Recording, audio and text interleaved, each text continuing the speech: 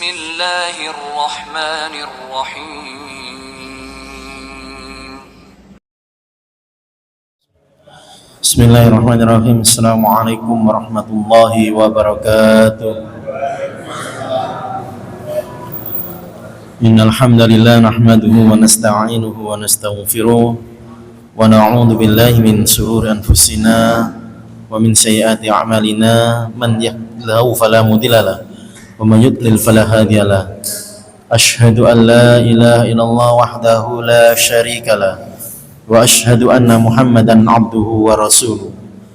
Allahumma salli wa sallim wa barik ala Muhammad wa ala alihi wa ashabihi wa man tabi'ahum bi ihsani ila yaumiddin. Ma'asyiral muslimin jamaah salat maghrib rahimakumullah. Qala Allah Ta'ala fil Qur'anil Karim, a'udzu billahi minasy syaithanir rajim. Bismillahirrahmanirrahim. Ya ayyuhalladzina amanu taqullaha haqqa tuqatih wa la tamutunna illa wa antum muslimun. Jamaah salat maghrib, alhamdulillah, segala puji hanya bagi Allah. Limpahan nikmat karunia hidayah taufik telah tercurah terus menerus kepada kita semuanya. Maka sudah sepatutnya kita membalas nikmat-nikmat yang telah Allah berikan dengan terus menjaga syukur kita kepada Allah Subhanahu wa taala. Syukur dalam bentuk hati yang qanaah, syukur dalam bentuk lisan yang senantiasa mengucapkan lafaz alhamdulillah, memuji asma Allah, dan syukur dalam bentuk perbuatan dengan cara kita melaksanakan seluruh ketaatan-ketaatan kepada Allah Subhanahu wa taala sekaligus menjauhi larangan-larangan Allah. Salawat serta salam senantiasa tercurahkan kepada junjungan kita Nabiullah Muhammad sallallahu alaihi wasallam. Ma'asyiral muslimin jamaah salat maghrib rahimakumullah, melanjutkan kajian kita. Insyaallah kita itu kemarin sampai ayat 38. Yauma yaqumur ruhu. Saya lupa tidak bawa pointer, ya Allah. Ruh ini, nah, ruh itu kan kemarin dijelaskan ada banyak pendapat oleh para ulama, ada sekitar 6, tapi kami jelaskan tadi kemarin sampai ke yang kedua. Penjelasan kedua itu adalah yaitu malaikat Jibril alaihi salam. Jadi malaikat Jibril yang disebut dengan ruh yang ada di dalam surat An-Naba ayat 38. Ya, kenapa ya? Karena Jibril itu kadang disebut oleh Allah dengan penggunaan sebutan ruh. Sebagaimana firman Allah, wa innahu latanzilu rabbil alamin nazala bihi ruhul amin. Ruhul amin di situ adalah malaikat Jibril alaihi salam. Di ayat yang lain Allah sebut malaikat Jibril itu sebagai ruhul qudus. Qul nazzalahu ruhul qudus. Ya kan, disebut sebagai ruhul kudus. Maka pendapat yang kedua di dalam surat An-Naba, yauma yaqumur ruh di situ adalah pendapat kedua adalah malaikat Jibril alaihi salam. Pendapat ketiga ma'asyiral muslimin, mereka adalah salah satu makhluk Allah dalam bentuk seperti bentuk manusia, tetapi mereka bukan malaikat dan bukan juga manusia. Mereka makan dan minum, mereka memiliki tangan dan kaki, demikian yang dikemukakan oleh Ibnu Abbas. Ini pendapat Mujahid, Abu Salih, dan Al-A'masi. Pendapat keempat, siapa sih ruhul yang disebut itu? Mereka adalah anak cucu Adam, yaitu manusia. Demikian yang dikemukakan oleh Al-Hasan dan Qatadah. Ya, yaitu maksudnya ruh, orang makhluk yang memiliki ruh. Qatadah, Al-Ufa, dan Qurazi berkata ini diantara yang pernah disembunyikan oleh Ibnu Abbas. Menurut Ibnu Katsir inilah pendapat yang lebih mendekati. Yauma yaqumur ruh itu di situ disebutkan ruhnya adalah termasuk di situ adalah manusia pada hari kiamat nanti. Yang kelima, ada yang mengatakan bahwa itu adalah ruh manusia yang berdiri berbaris-baris dan para malaikat yang berbaris-baris. Ya kan? Dan itu terjadi di antara dua tiupan sangkakala sebelum dikembalikan kepada tubuh mereka. Ini dikatakan oleh Ibnu Abbas dan Atiyah Al-Aufi. Yang keenam, ada yang berpendapat bahwa yang dimaksud ruh di situ adalah Al-Qur'an dengan dasar lafaz atau firman Allah, wa kadzalika auhayna ilaika ruham min amrina. Disebutkan di situ ruh itu adalah Al-Qur'an. Tapi pendapat yang mendekati kemudian yang disebut roji yang kuat, pendapat yang dua. Kalau tidak disebutkan di situ adalah ruh-ruhnya manusia, tetapi ya ada juga yang menyebutnya sebagai malaikat Jibril alaihi salam. Ya. Imam At-Tabari berkata pendapat yang benar adalah sesungguhnya Allah Ta'ala mengabarkan bahwa makhluknya tidak dapat berbicara dengannya pada saat itu kan, lanjutan ayatnya kan, pada saat berdirinya tersebut. Ruh adalah salah satu jenis makhluknya, bisa jadi ruh adalah salah satu dari yang telah disebutkan tadi, wallahu alam, yang manakah itu. Tidak ada informasi yang menyebutkan bahwa salah satu dari berbagai macam penjelasan tersebut adalah makna ar-ruh, sedangkan yang lain bukan. Sebagai orang beriman, kata Imam At-Tabari, kita wajib beriman terhadap firman-Nya Allah. Tapi kalau yang mendekati pendapat yang dua tadi, yaitu ya ruh itu ya manusia, rohnya manusia, atau malaikat Jibril alaihissalam. Yauma yaqumur ruhu wal malaika saffan. Mereka saffan, berbaris lurus seperti sebagaimana safnya salat, ya, dalam bentuk masdar. Dan itu menunjukkan saffan dua-duanya dalam bentuk umum. Wa jaa rabbuka wal malaku saffan saffan. Di firman yang lain dalam surat Al-Fajr, ya kan, mereka datang, begitu pula para malaikat yang datang berbaris-baris. Jadi masih connect. Jadi pada saat itu semua makhluk akan dibariskan oleh Allah dengan barisan yang rapi pada hari kiamat. La yatakallamun. La tidak yatakallamun, mereka berbicara dalam bentuk fi'il mudhari'. Jadi mereka tidak akan berkata-kata, mereka tidak akan berbicara. Kenapa? Karena takut akan kebesaran Allah Subhanahu wa ta'ala. Seluruh makhluk termasuk yang membangkang pun, yaitu iblis, orang kafir, sebagaimana telah kita bahas panjang lebar, saat itu mereka takut karena mereka tidak akan berbicara. Illa man adina lahu rahman, kecuali orang-orang yang telah adina lahu, adina itu berarti fi'il madhi, yang telah diberi izin oleh Allah untuk berbicara. Saat itu dibariskan seluruhnya oleh makhluknya itu oleh Allah, dan yang hanya diberikan izin berbicara oleh Allah itulah yang berbicara. Pembicaraannya apa, masyarul muslimin? Pembicaraannya pembicaraan sudah kan lah, pembicaraan yang benar kan, nanti kita terangkan.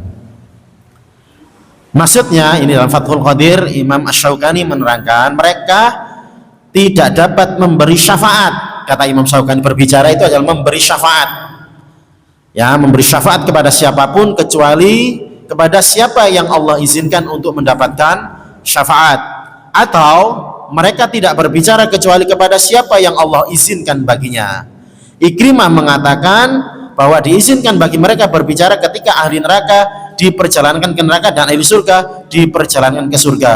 Namun dalam tafsir At-Tabari, pendapat Ikrimah ini dikatakan sebagai pendapat yang lemah.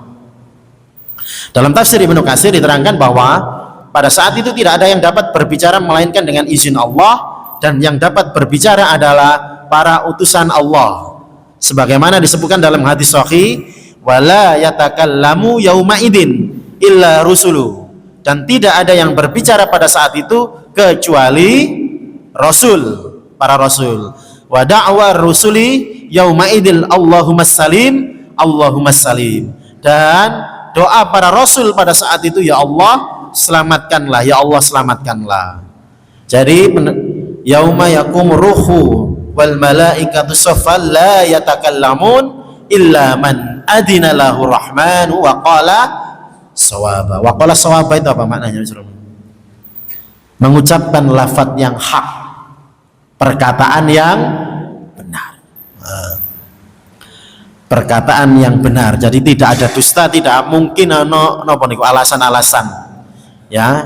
Dikatakan oleh Ad-Dhahhak Mujahid, maksudnya orang mukmin dan para malaikat berbicara benar seperti memberi syafaat bagi orang yang diridhoi. Ibnu Abbas, Abu Saleh Ikrimah berkata, maksudnya adalah perkataan atau kata-kata yang benar itu adalah bersaksi bahwa tidak ada sesembahan yang hak selain Allah atau ucapan la ilaha illallah. Itu dalam tafsir Ibnu Katsir dan tafsir Thabari. Dengan demikian semua ucapan yang tidak sejalan maknanya dengan prinsip la ilaha illallah maka masuk dalam makna yang tidak benar. Ya. Jadi ini penjelasan para ulama. Syafaat, perkataan yang benar itu yang kemudian diucapkan oleh para mukminin, para rasul, orang-orang mukmin memberi syafaat, saling memberi syafaat satu sama lain saat itu. Mereka yang bisa begitu adalah ketika Allah telah mengizinkan untuk berbicara. Syekh Wahbah Zuhaili dalam tafsir Al-Munir menjelaskan waqala shawaba adalah berkata benar jika izin tersebut bagi orang yang memberi syafaat. Hendaknya orang yang diberi syafaat itu adalah orang yang berkata benar selama di dunia, yaitu kemudian apa kategorinya? Dikatakan benar itu adalah ketika di dunia mereka mengucapkan la ilaha illallah, asyhadu an la ilaha illallah Muhammadar Rasulullah. Nah, ini maknanya. Yauma yaqumu ruhu wal malaikatu saffan la yatakallamun illa man adina lahu rahman wa qala shawaba. Di situ menggunakan lafadz Rahman untuk menyebutkan salah satu sifat Allah, maka izin yang diberikan Allah untuk berbicara saat itu menunjukkan sifat Rahmannya Allah Subhanahu wa ta'ala. Saya lanjutkan saja ini cepat. Dalikal yaumul haqq faman sa'attakhadha ila rabbih ma'aba. Ya, yaumul haqq berarti hari yang pasti, hari yang benar, hari yang hak pasti akan terjadi. Yaitu hari apa, Bu? Hari kiamat. Saat roh dan malaikat berdiri bersaf-saf. Faman sa'attakhadha apa? Barang siapa yang pengen mengambil, faman sa'attakhadha ila Rabbi, barang siapa yang ingin mengambil, kan ngoten makna teksnya, makna tekstualnya. Apa maksudnya di sana? Barang siapa yang ingin mengambil apa? Faman sa'attakhadha ila rabbih kepada Tuhannya, itu berarti kemudian barang siapa yang kemudian pengen pahala, yang melakukan amal soleh. Maaf, menjadikan Allah sebagai tempat kembali itu kemudian dipahami oleh para ulama adalah amal solih, iman dan amal solih yang kemudian kita kenal ganjarannya dalam bentuk pahala. Langsung mawon ini cepat, tinggal sedikit. Kemudian Allah kembali memperingatkan, inna angdarnakum adaban qariba yauma yanzurul mar'u ma qaddamat yadah wa yaqulul kafiru ya laitani kuntu turaba. Insyaallah nanti di sini yang agak sedikit panjang saya jelaskan. Inna angdarnakum, apa maksudnya? Sak temene Allah niku sampun memberikan apa? Angdarna, peringatan kepada kalian, ya kan? Bermakna adalah memperingatkan sesuatu yang tidak baik sebelum itu jadi. Sesungguhnya kami telah memperingatkanmu tentang apa? Adaban, tentang adab Allah, qariban, yang kemudian diterangkan oleh Allah sifatnya adab itu adalah dekat sekali, dekat dengan kehidupan kita. Berarti nopo? Hidup, sekali lagi Allah terangkan, hidup di dunia itu hidup yang sangat singkat. Disebutkan Allah adab yang sangat dekat. Hari kiamat itu adabnya sangat dekat dari kehidupanmu yang kamu jalani hari ini, menunjukkan kehidupan di dunia itu singkat. Ada di surat An-Nazi'at juga nanti ayat terakhir.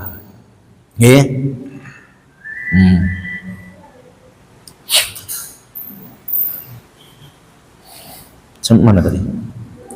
Adaban qariba yauma yanzur, di situ wa qurbuhu litahaqquqi idyanihi, menunjukkan kedekatan yang pasti datangnya. Dalam tafsir Jalalain, tafsir Al-Munir, Fathul Qadir, Ibnu Katsir, Qurtubi, Al-Alusi mengatakan ma ab'ada ma qata wa ma aqraba wa ma huwa atin. Betapa jauhnya apa yang telah berlalu dan betapa dekatnya yang akan datang. Berarti dikatakan dekat karena berada di masa depan dan masa lalu itu dianggap singkat. Ka'annahum yauma yarawnaha lam yalbathu illa 'ashiyatan aw duhaha. Pada hari itu mereka melihat kiamat, maksudnya nggih, bahwa hidup itu di dunia itu seolah-olah serasa rasane koyok tinggal di waktu ila asyia. Waktu nopo asyia? Waktu masa sore, petang. Au duhaha, atau waktu pagi saja, singkat sekali, ya. Yang duru, nah, ngapunten, ini saya terangkan di situ. Yang duru saya jelaskan ini, maknanya itu melihat, ya kan? Kata para ulama dapat berarti melihat itu baik dengan mata kepala maupun dengan mata hati. Tapi makna yang betul-betul bagaimana, Ustaz? Dengan mata hati ini nggih. Nah, saya nggak bawa ini pointer. Yang duru itu melampaui ro'a. Ro'a itu kan kemudian hanya menggunakan mata nggih, sudah pernah kita singkir sedikit. Tapi kalau yang duru semuanya dipakai. Ininya pakai, ininya secara fisik juga dipakai. Itu yang duru. Ya yauma yang duru. Jadi betul-betul kemudian dia melihat apa yang dilihat, masyarul muslimin. Nah ini nanti apa yang dilihat? Neraka, surga, boten. Betul-betul dia melihat, dan ininya juga betul-betul melihat, mata hatinya itu. Apa yang dilihat itu? Di sini saya terangkan. Ya. Bisa juga yang duru itu menanti, tapi di situ nadhara itu kan bisa melihat, bisa menunggu. Tapi di sini maknanya melihat. Ulama memahaminya dalam arti melihat dengan mata kepala. Apabila kita lihat sekarang dengan kemajuan teknologi, maka kita dapat mudah melihat apa yang dilihat rekaman kita ini. Ka'anamun yauma yang durul mar'u. Al-mar'u ini, ngapunten, al-mar'u ini siapa al-mar'u ini? Setiap manusia. Ma qaddamat, apa yang telah dilakukan oleh siapa? Setiap manusia. Ma qaddamat, apa yang dilakukan? Yadahu, oleh tangannya. Maksudnya apa? Berarti kalau kali panjenengan benjing akan melihat dengan mata kepala, dengan mata hati kita masing-masing, dibuka oleh Allah rekaman episode seluruh kehidupan kita, dan kita menyaksikan setiap apa yang kita kerjakan. Setiap apa yang kita kerjakan. Itulah kemudian nggak bisa membantah.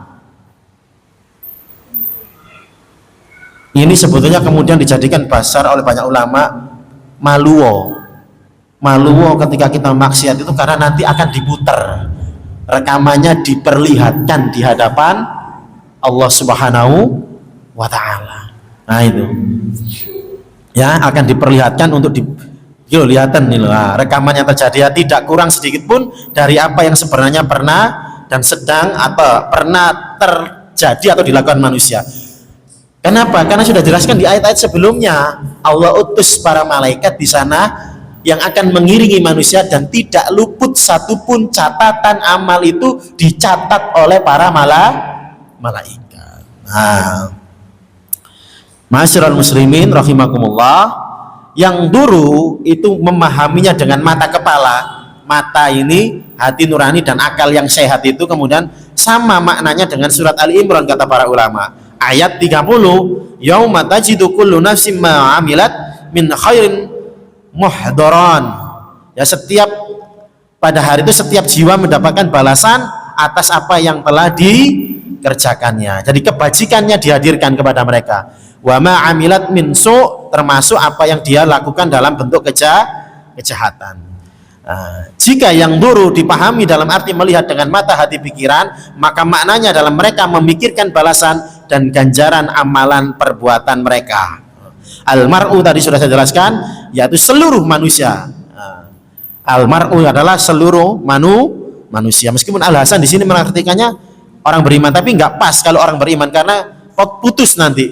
Maknanya seluruh manusia, baik itu yang beriman maupun yang kafir. Ma qaddamat apa yang telah dilakukan oleh kedua tangannya, yaitu baik perbuatan baik maupun perbuatan buruk, akan dilihat semua oleh manusia. Wa yaqulul kafiru, tapi Allah kemudian memberikan catatan garis. Wa yaqulul, tapi orang-orang kafir, al kafir, orang-orang yang kafir akan berkata, ya laitani. Ini ya laitani itu banyak, jangan tentang surat Al-Furqan juga ada ya laitani. Sering diulang-ulang dalam Al-Qur'an. Apa ya di sini? Ya tanbih. Bertujuan agar apa? Si pendengar itu kemudian memperhatikan. Sebagai apa? Pengingat dan peringatan. Nah, disebut dengan dalam bahasa Arab itu ya tanbih. Ya laitani, ya laitani, dalam bentuk penyesalan. Ya laitani, aku nyesel. Orang-orang kafir hanya berkata penyesalan. Perkataan yang muncul itu hanya bentuk penyesalan. Ya laitani kuntu sakjane biyen aku lemah ngono enak. Seandainya, sekiranya aku biyen sekedar jadi tanah, tidak diciptakan menjadi ya laitani kuntu turaba. Seandainya aku dulu hanyalah seonggok atau sebongkah tanah, ya kan? Masyarul muslimin rahimakumullah. Kenapa kok orang kafir berkata seandainya aku dulu adalah sebuah tanah? Kenapa itu? Kok berkata begitu? Karena takut dengan apa yang disaksikan neraka, nggih. Satu itu. Apa, Bu? Ya, karena ini yaumul hisab, cerita tentang yaumul hisab. Kenapa kok mereka pengen jadi tanah? Karena berdasarkan penjelasan Nabi, nanti hadisnya saya bacakan semua. Karena mereka menyaksikan dan kita nanti akan menyaksikan itu berdasarkan penjelasan oleh Nabi. Jadi Allah itu akan menegakkan hisab itu tidak ke manusia dulu, Bu. Pak. Baru tahu nggih? Hisab itu tidak diberikan dulu kepada manusia oleh Allah. Tapi hisab itu akan diberikan kepada para binatang. Tapi begitu binatang selesai dikosos atau dikisos atau dihisab itu, Allah rubah mereka menjadi menjadi turab, menjadi tanah. Itulah kemudian dijelaskan oleh para ulama di dalam surat An-Naba ini. Orang-orang kafir ketika melihat itu, mereka dihisab itu pengen hukumannya dijadikan tanah. Lanjutkan. Abu Hurairah berkata, dikumpulkan semua makhluk pada hari kiamat kelak, binatang-binatang berkaki, binatang-binatang melata, burung-burung dan segala sesuatu. Sungguh azab Allah akan sampai pada pengaduan kambing. Ini lafaz dari Abu Hurairah, yang tidak bertanduk terhadap kambing yang bertanduk. Kemudian Allah berfirman, jadilah kamu tanah. Dan itulah ketika orang kafir berkata, ya laitani kuntu turaba. Alangkah baiknya sekiranya aku dulu adalah tanah. Dari Abdullah bin Amr, ia berkata, pada hari kiamat dibentangkanlah bumi seperti dibentangkannya tikar. Ini juga sudah ada ayatnya. Dihamparkan begitu kan. Lalu binatang melata, binatang ternak, binatang buas dikumpulkan, kemudian ditegakkan kisos di antara para binatang. Kambing bertanduk dituntut oleh kambing yang tidak bertanduk karena tandukannya. Setelah dikisos di antara para binatang selesai, Allah berfirman kepada mereka, jadilah kamu tanah. Pada saat itu orang kafir berkata, ya laitani kuntu turaba. Itu dari siapa? Abdullah bin Amr. Diriwayatkan oleh Ibnu Umar bahwa apabila tiba hari kiamat, bumi dibentangkan seperti membentang kulit binatang. Lalu binatang ternak, binatang-binatang liar, binatang buas dikumpulkan. Kemudian dilaksanakan kisos di antara binatang-binatang itu, hingga kambing yang tidak bertanduk dapat membalas kambing yang bertanduk. Apabila semua selesai, dikatakan kepada binatang-binatang itu, jadilah kalian tanah. Ketika itulah orang kafir berkata, ya laitani kuntu turaba. Ini dari Ibnu Umar. Dari Abu Hurairah ya. Ini lafadznya. Yang lain Muslim, hadisnya nomor 2582. La tu'addunal huquqa ila ahliha yaumal qiyamah, kata Nabi. Sungguh kalian akan mengembalikan hak-hak kepada pemiliknya pada hari kiamat. Bahwa ngapunten, tidak ada hak orang lain yang betul-betul kita ambil di dunia, Bu. Hati-hati itu, Bu. Sekali lagi, tidak ada hak orang lain yang itu haknya orang lain yang betul-betul kita ambil di dunia. Karena besok Allah akan tegakkan keadilan itu dan dikembalikan kepada yang berhak itu. Ya, hatta yuqada lisatil jaljahi minasatil qarna'i, kata Nabi. Sampai hak kambing yang tidak bertanduk akan dikembalikan, diambil dari kambing qarna'i yang bertanduk, kornun yang memiliki tanduk.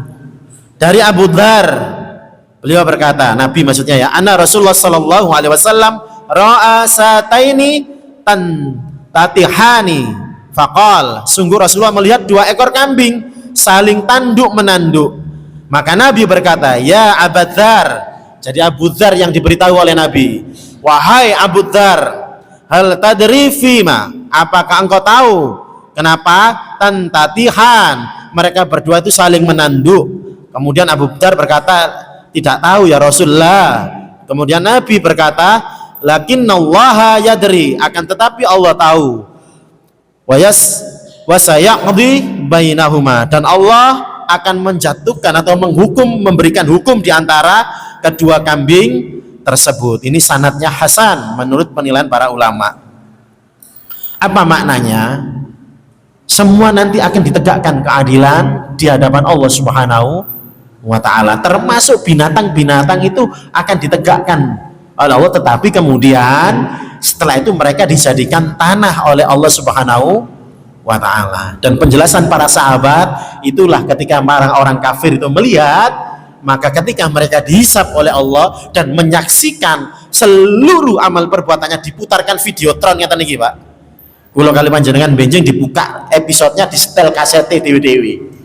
Setel kaset dewe-dewe. Filmnya judulnya Kehidupan Fajrul lah, ngoten. Wis delok ae masyaallah. Isi napa mboten kula kali panjenengan mek maksiat kalau Allah ngoten.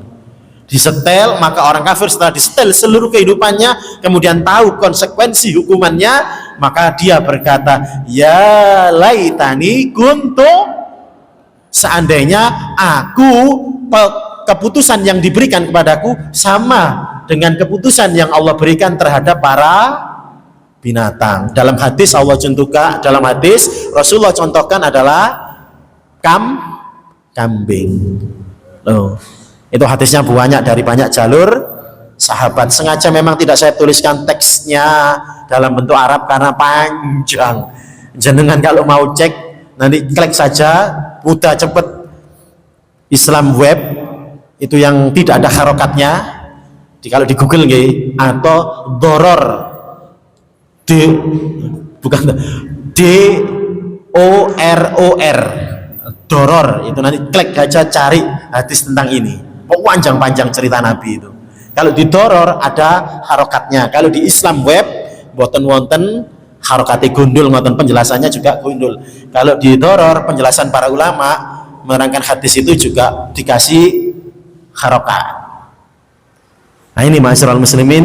Jadi kenapa kok orang-orang kafir berkata ya laitani juga bisa. Ya laitani kuntu turaba. Kenapa? Karena dia menyaksikan bagaimana Allah menyelesaikan urusan-urusan makhluk, terutama kepada urusan di binatang yang Allah tuntaskan selesai, kemudian dijadikan tanah. Maka mereka lebih memilih jadi tanah dibandingkan menerima azab Allah yang sangat pedih. Nah, ini ayat terakhir dari surat An-Naba. Selesai.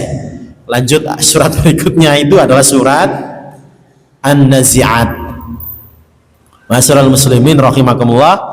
Kenapa? Ada dua kait. Surat itu disusun memang ada hubungannya, ma'asyiral muslimin. Jadi setelah surat ini kenapa ini? Setelah surat yang saya baca tadi dalam surat Maghrib, kenapa setelah surat apa? Al-Ma'un itu surat Inna a'toina al-Kautsar, karena itu beda. dua keadaan yang sangat berbeda. Al-ma'un itu sifat mustahil, nggak mungkin itu sifatnya Rasul, ya kan? Sifat buruk to ara'aital ladzi yukadzibu biddin fadzalikal ladzi yad'ul yatim, mustahil Rasul itu. Wala yakhuddu ala ta'amil fawailul lil, semuanya sifat elek. Begitu masuk ke inna a'tainakal kautsar, itu nanti ada penjelasan dalam tafsirnya. Jadi Quran itu penataannya, surat-suratnya itu berhubungan. Misalkan kita mulai tafsirnya dari surat Al-Fatihah, insya Allah surat Al-Fatihah belum selesai, itu satu ayat aja panjang itu untuk menafsirkan. Berikutnya surat Al-Baqarah begitu terus, kecuali kalau tafsirnya tematik. Nah, kedua-duanya dalam surat An-Nazi'at itu sama, tentang hari kiamat dan kesudahan orang yang bertakwa dan orang yang durhaka. Ya, intinya itu sama aja biar cepat. Surat An-Nazi'at dijelaskan oleh Imam Qurtubi, surat Makkiyah nggih. Surat-surat yang diturunkan ketika periode dakwah kota Mekah. Nah, oke. Langsung saja. Fokus permasalahannya ada pada iman. Kalau surat An-Nazi'at, surat-surat Makkiyah itu lebih kepada urusan keimanan, tauhid dan akidah, babnya itu mesti. Oke, saya mulai. Bismillahirrahmanirrahim. Wan nazi'ati gharqa. Waunya wau qasam. Sumpah. Allah banyak bersumpah dengan makhluknya, dengan makhluk. Wasam, atau Allah bersumpah dengan waktu, wadduha, wal lail, wal fajr. Kalau qasam berarti kita disuruh memperhatikan apa yang kemudian menjadi sumpahnya Allah. Wan nazi'at, nazi'at itu apa? Di situ demi malaikat. Termasuk ini gaib, termasuk keimanan, termasuk ini bagian dari dakwah Nabi, mengenalkan kepada para orang-orang kafir Quraisy bahwa ada makhluk yang tidak bisa dilihat kasat mata, yang ada senantiasa dalam pengawasan kita ini, mengawasi kita maksudnya, yaitu para malaikat. Wan nazi'at, demi malaikat. Nazi'at apa? Naza', mencabut. Saya langsung saja ya. Mencabut digunakan dalam bahasa Arab biasanya untuk mencabut sesuatu yang keras atau dicabut dengan cara paksa. Itu naza'. Orang wafat kita menyebutnya dengan sakaratul maut, kadang kita menyebutnya dengan naza'. Ya kan, naza'u, najak kan gitu. Orangnya naza' gitu kan. Naza' itu artinya dicabut dengan keras. Kenapa? Karena keras itu makanya digetno pisan gitu. Kenapa? Ya dengan terpaksa gitu loh. Mengeluarkannya dengan cara memaksa. Sebagian ahli tafsir berpendapat makna nazi'at, Ali bin Abi Thalib, Ibnu Mas'ud, Ibnu Abbas, Masruq, Sa'id bin Jubair, Abu Saleh, Abu Dulia serta As-Sa'di mengatakan para malaikat yang mencabut nyawa. An-nazi'at berarti para malaikat yang mencabut nyawa. Mujahid mengatakan bahwa makna yang dimaksud adalah kematian. Al-Hasan Al-Basri, Qatadah mengatakan bahwa makna yang dimaksud adalah bintang-bintang, tapi ini pendapat yang lemah. Ya kan? Gharqa. Nah, gharqa apa? Tenggelam, masuk ke dalam sesuatu, menarik sampai batas sesuatu. Atau bisa maknanya dalam bahasa Arab, haraqun itu berarti beredar dengan sangat cepat, bisa juga maknanya keras. Wan nazi'ati gharqa, demi malaikat. Kemudian diterjemahkan dalam Quran kita demi para malaikat, sama, yang mencabut dengan keras. Demi para malaikat yang mencabut nyawa dengan keras. Kemudian dikasih buka kurung, tutup kurung, ditambahi, dilengkapi oleh terjemahan bahasa Indonesia kita. Demi para malaikat yang mencabut nyawa orang kafir dengan keras. Ya kan? Mencabut nyawa orang kafir dengan sangat keras. Berarti salah satu Rahman Rahimnya Allah diantaranya saat kita sakaratul maut. Nanti ada wan nazi'ati gharqa, wan nasyitati nasto, kebalikannya. Dan demi malaikat yang mencabut nyawa orang beriman, nasto. Kenapa nasto? Ini nanti kita jelaskan. Gak masuk akal, Bu. Nasto itu kalau kita pikir dengan nalar gak ketemu. Gak ono contohnya tenggunya ini mboten wonten. Nasto iku. Napa niku? Cepet tapi halus.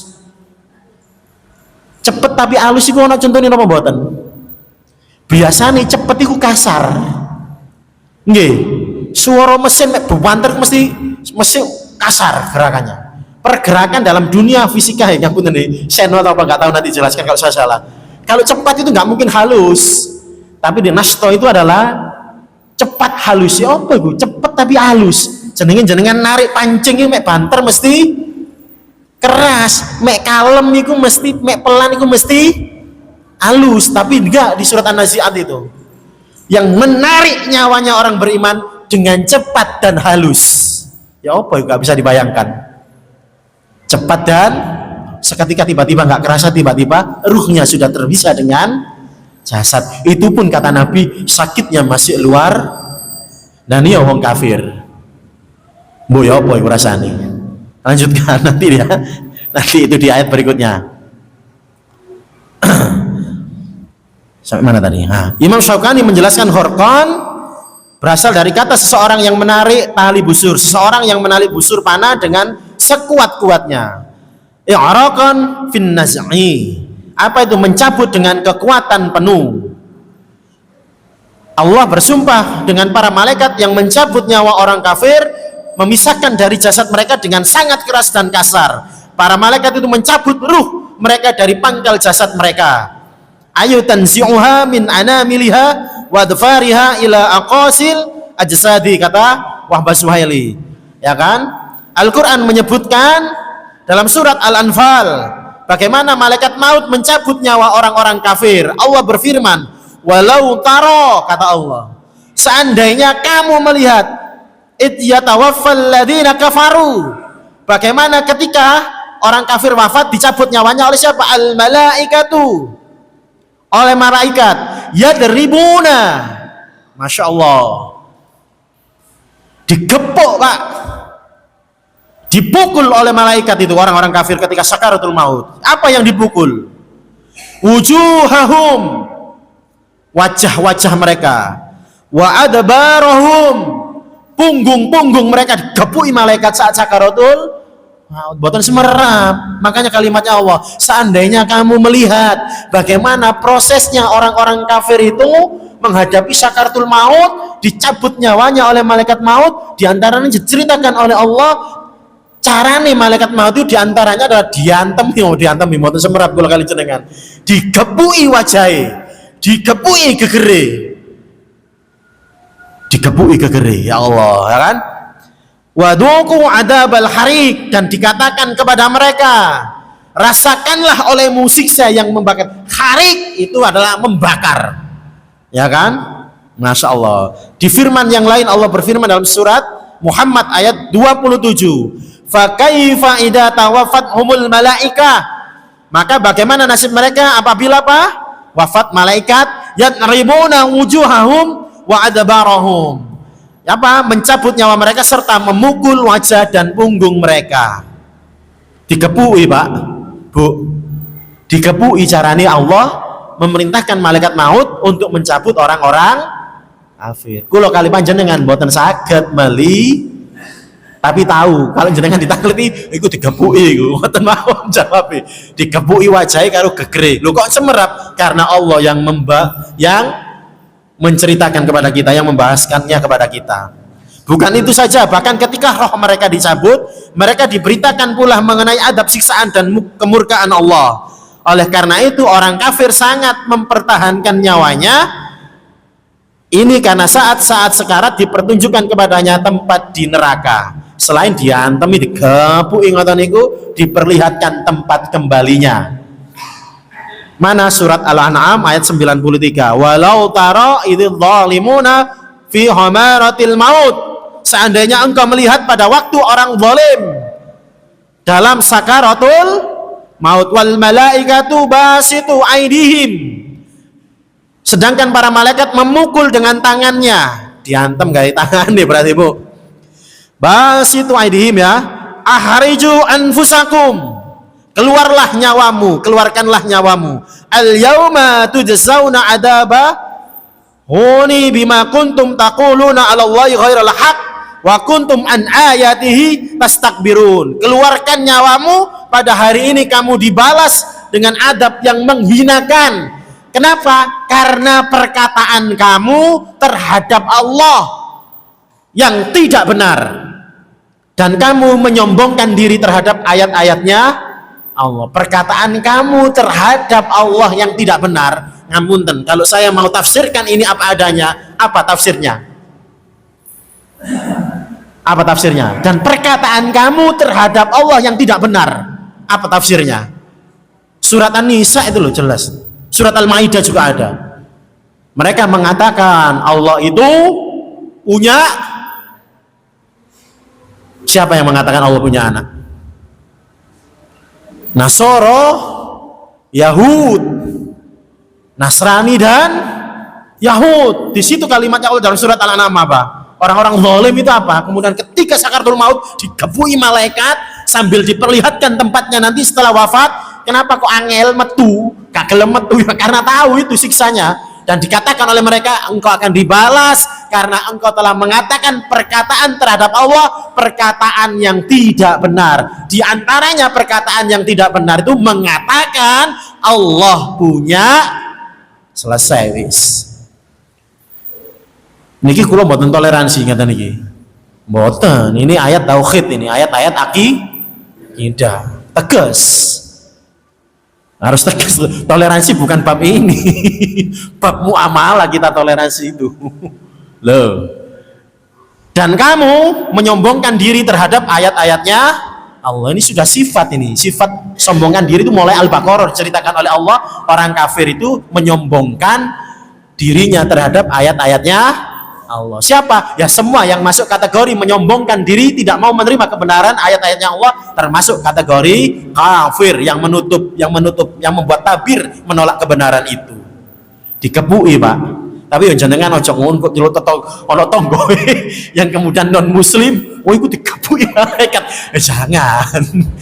Itu namanya menyakiti perasaan keluarganya ya. Cukup itu menjadi pengetahuan bagi kita. Oh.